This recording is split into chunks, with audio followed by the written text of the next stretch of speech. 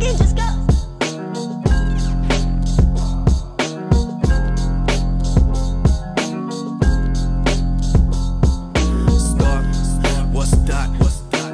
All right there, guys. How's it going? I hope you've all had a great weekend and a great week.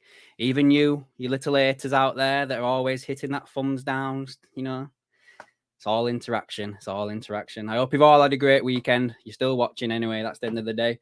I haven't done a video so much for about a week because there hasn't been much to talk about with the international break, guys. And I don't do a video for every little thing that pops out. But there's a couple of things to talk about today. You know, there's a transfer that fell through. The players even spoke out about it today. Well, there was the club president where he plays for. They spoke out as well at some point about a few weeks ago now. And we've also got an injury update regarding Harvey Elliott, guys. But before we get into that, just a little quick reminder for those of you that do like this channel to give it a thumbs up. Subscribe to the channel if you are new here. And also, most importantly, leave me a comment down below, guys, to let me know your thoughts on everything that we're about to cover. So, first and foremost, we'll talk about the transfer that fell through, guys. So, here we go. It's a Mexican player. I think he is anyway. He plays for Pumas in Mexico, and he's a winger by the name of Cesar Herrera, or maybe Harta, or something like that. He was recently linked with a move to Liverpool in the summer and has confirmed publicly now that he was indeed on his way to Liverpool, but a move fell through last minute. And the player's quotes are there, guys. I already had my suitcase ready and I dropped it. I know that sooner or later, if I keep doing these things right, I'll get the opportunity. And then they also go on to say that the president of the club also confirmed that a deal was in place, but reports claim that Liverpool wanted to loan him out immediately for 1 year to Sunderland, who they later turned down the move due to loan terms. Might be asking yourself, who is this guy? There you go, guys. Some little bit of background for you here. So he is Mexican. He plays out on that left wing where we love to buy players there for some unbeknown reason. Right-footed.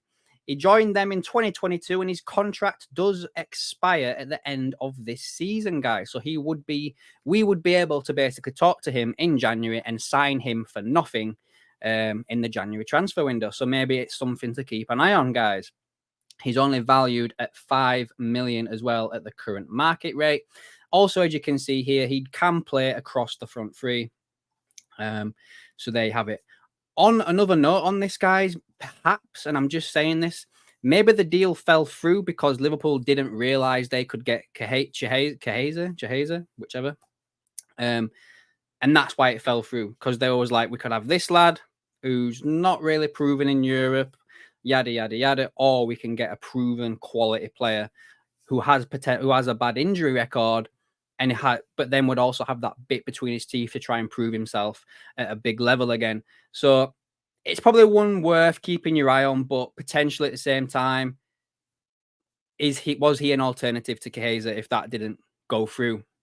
There's an article as well that I did kind of pull up somewhere here, where again it's the same quotes where he basically said that he had his suitcase ready, and reports say that Sunderland boss vetoed the idea of signing him to Sunderland, which then forced the move to collapse. He's played 68 times for his club and scored 15 goals, and feels that a big move will happen if he keeps his form, which we've already just read about there. He's already played for the national team, and he tries to do his best for his team, and the rest will soon come with time. So there's that one, guys, for you. Let me know down below what you think on this. Again, I'm on the wavelength that it may have been an alternative to Chiesa. Next up, guys, Paul Joyce has tweeted out an update for Harvey Elliott, saying he faces a spell on the sidelines. I do have the article here, but obviously I can't show you with it being behind a paywall. It does say that the Liverpool midfielder sustained an injury while training with the England under-21s and has endured a frustrating start to the campaign as he looks to impress Arne Slot. He faces it being sidelined until late October with a fractured foot to compound his frustrating start to the season. He's only managed 7 minutes so far this campaign as a late sub in the win over Brentford at Anfield, and his absence will impact his hopes of impressing the new coach.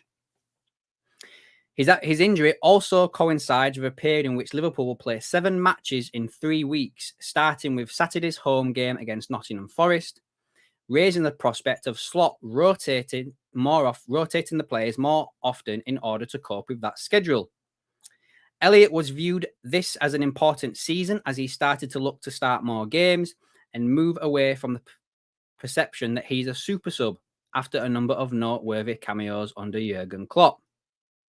He's now viewed as an attacking midfielder or a number 10 by Slot, which Slot did confirm after the arrival of Federico Chiesa. Chiesa will have the tough task of providing competition to Mohamed Salah on the right flank and has spent the international break working on his fitness after training away from Juve. Curtis Jones is also expected to be fit after missing the past 2 games with a muscle problem as Slot looks to maintain his perfect start to the season. Alexis McAllister faces a fitness check after he missed Argentina's game against Colombia.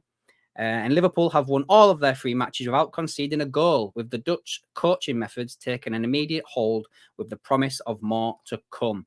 So there you have it, guys. We've lost Harvey Elliott till late October. And again, we've got 7 games in 3 weeks. I like the fact as well, guys. I don't know about you, but I like the fact that Slot is sticking to positions for players. Like, have you noticed when he's been doing the subs that Gakpo only comes on to replace Luis Diaz? Nunes only comes on to replace Jota. Harvey Elliott would have come on to replace Dominic Szoboszlai. Chiesa will come on to replace Salah. There's none of this like, oh, is Gakpo going to play through the middle this week? Is he playing out on the left? Is Nunes going to play out on the left? Blah, blah, blah. And I like that. It gives the guys a bit more consistency and know-how of what's expected of them, in the certain positions they're playing and blah, blah, blah, blah. So, yeah, I'm quite excited about it all, really, guys. I really am. So let's see what happens. I'm looking forward to the game at the weekend. But that is basically it today, guys, for the news. If anything else noteworthy does break before then, I'll do another video. But until then, me and Shauno, and potentially Martin, will jump on and do a match preview live at some point this week for the game against Nottingham Forest. We're just waiting for Arne Slot's press conference to happen before we do that. But until then, guys, I'll catch you in the next one.